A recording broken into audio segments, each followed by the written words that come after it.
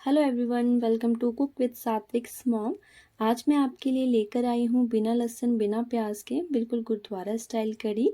ये कड़ी बहुत ही झटपट बन जाती है और बिना लहसुन बिना प्याज के भी बहुत ही अच्छा टेस्ट आता है इसमें। तो चलिए बिना टाइम वेस्ट करते हुए स्टार्ट करते हैं अपनी रेसिपी। इसके लिए सबसे पहले मैंने 2 मीडियम साइज़ कटोरी फ्रेश दही ली है। आपको फ्रेश दही यूज़ करनी है, खट्टी नहीं करनी है क्योंकि हम इसमें टमाटर भी डालेंगे। तो उसके बाद हम इसको अच्छे से मिक्स कर लेंगे दही को। इसके बाद मैंने इसमें 3.5 बड़े चम्मच ये बेसन ऐड किए हैं। आप चाहे तो मीडियम साइज़ की कटोरी का भी मेज़रमेंट ले सकते हैं। आधी मीडियम साइज़ कटोरी आप बेसन ऐड कर सकते हैं इसमें। उसके बाद इसको इस तरीके से अच्छे से मिक्स कर देना है ताकि इसमें बिल्कुल भी बेसन के गांठें ना बनी रहे। इस तरीके से अच्छे से मिक्स कर दीजिए आप।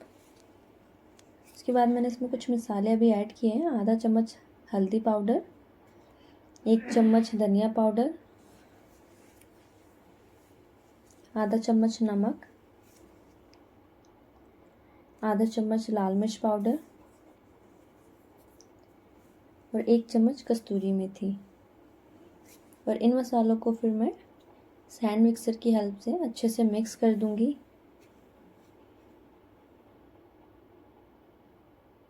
इसके बाद मैंने इसमें आधा ग्लास पानी ऐड किया है। अभी मैं सिर्फ इसमें आधा ग्लास पानी ही ऐड करूंगी, बाद में मैं बाकी का पानी ऐड करूंगी इसमें। तो इस तरीके से मिक्स कर देना पानी डाल के। इसके बाद मैं साइड बाय साइड अपना मसाला रेडी कर लूँगी। आधा चम्मच लाल मिर्च पाउडर, 1 चम्मच धनिया पाउडर, आधा चम्मच हल्दी पाउडर और 1 चम्मच कस्तूरी मेथी और 2 सिप पानी डाल के मैंने इसको मिक्स कर लिया अच्छे से। तो इसको भी मैं साइड रख दूँगी। इसके बाद मैंने एक कढ़ाई ली है, इसमें मैंने सरसों का तेल डालकर वो गर्म हो गया, उसमें जीरा डाला है। जीरा डालने के बाद मैंने इसमें थोड़ी सी हींग डाली है। हींग डालने के बाद 2 तेज पत्ते ऐड किए हैं इसमें। जब ये ब्राउन हो जाए तो इसमें मैंने 10 से 12 कड़ी पत्ते ऐड किए हैं। कड़ी पत्ते डालने से इसमें टेस्ट बहुत ही अच्छा आता है कड़ी का, तो आप कड़ी पत्ता ज़रूर ऐड कीजिएगा इसमें। इसके बाद मैंने इसमें 3 मीडियम साइज़ के टमाटर लिए हैं, इसे मैंने इसमें ऐड कर दिया है।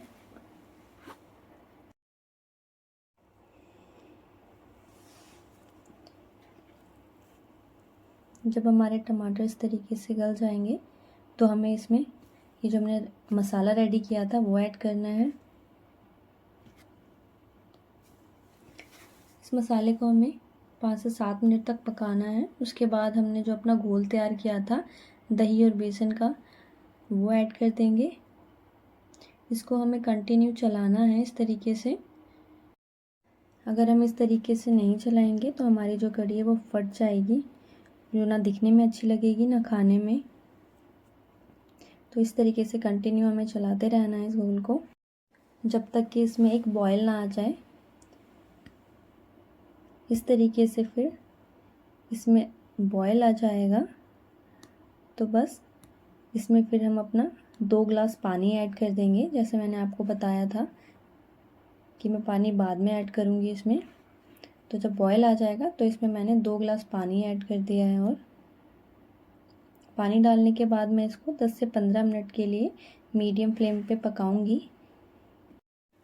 10 से 15 मिनट बाद हमारी जो कड़ी है वो अच्छे से पक जाएगी